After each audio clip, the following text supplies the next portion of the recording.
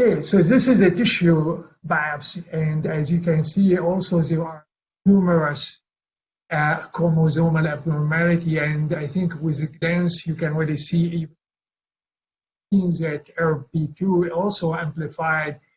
Next slide. And when we use our RNA expression profiling, as you can really see here, there is also overexpression of ERB2 as well as FGFR4. And on the right lower corner, you can see there is a degree of amplification of FGFR4 in this particular patient. Next slide.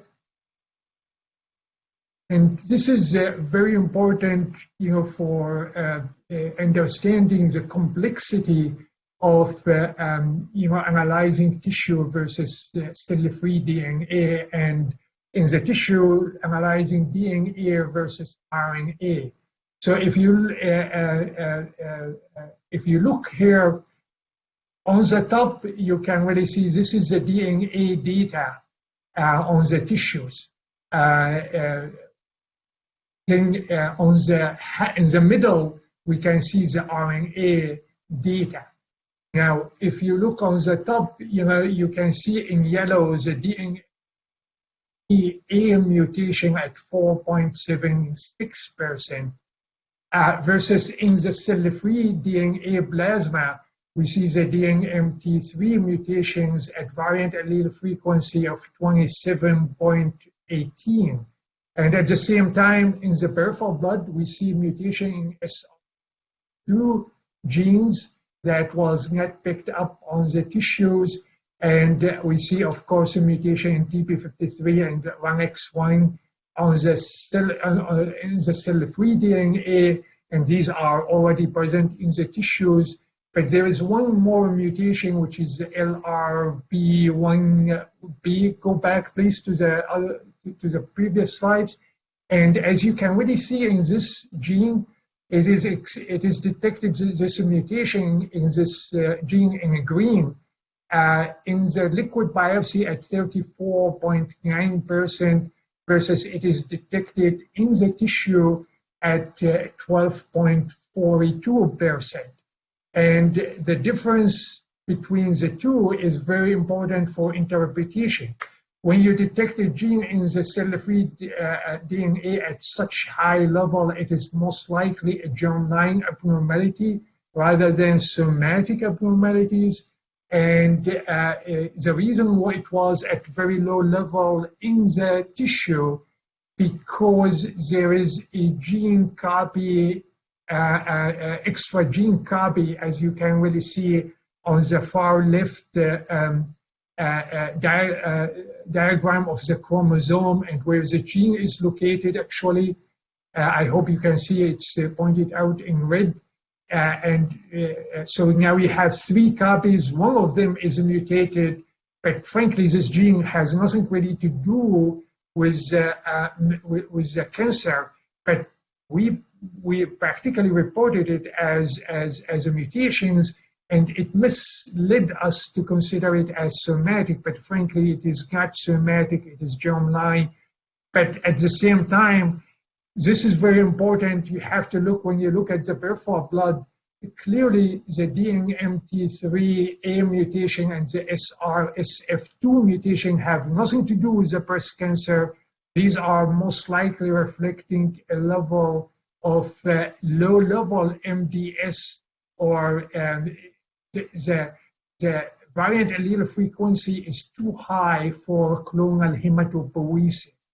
Clonal hematopoiesis is usually less than 20% with variant allele frequency in peripheral blood. So this patient, again, the point of presenting it here is that you have to be very careful when you analyze data from cell-free DNA. The bottom line at for patient profiling, in my opinion, you should do on the tissue DNA and RNA. You should do the cell-free DNA and try to put all that data together to come up with the best answer that these patients deserve today to put them in front of the clinicians, and so he can really make the right decision for this patient. Next slide. So this is the summary here. So yeah, this is more complicated really case, Dr. Weintraub.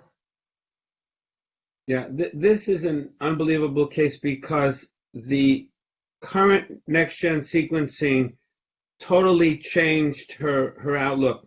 Patient presented in 2014 with ER/PR negative, HER2 positive, a widespread metastatic disease, was treated with classic anti-HER2 therapy with paclitaxel, Herceptin, pertuzumab.